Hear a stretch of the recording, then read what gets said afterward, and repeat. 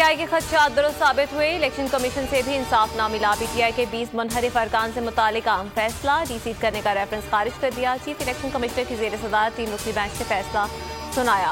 फवाद चौधरी का chief election commissioner के खिलाफ रेफरेंस लाने का फैसला। कहते हैं चीफ इलेक्शन कमिश्नर मुसाफी हो जाएं, नून लीग में कोई ओहदा ले लें। इमरान खान का इलेक्शन कमीशन पर एतमाद सिफर हो चुका है। तहरीक इंसाफ ने इलेक्शन कमीशन में सिंध के मेंबर निसार दुरानी के खिलाफ रेफरेंस दायर कर दिया। फैसल वावटा कहते हैं निसार दुरानी के पास 2 ओहदे हैं, आइन के मुताबिक मिसकंडक्ट के मुर्तकब हुए हैं। आर्टिकल 216 के तहत चीफ इलेक्शन कमिश्नर और मेंबरान किसी और इदारे का ओहदा नहीं संभाल सकते।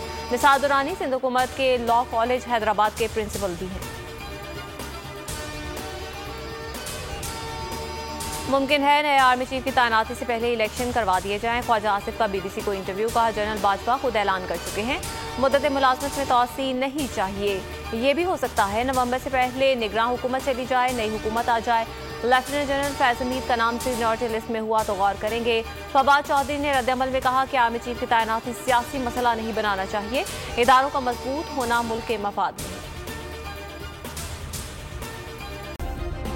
सब्सक्राइब करें और बेल दबाएं ताकि कोई खबर रह न जाए।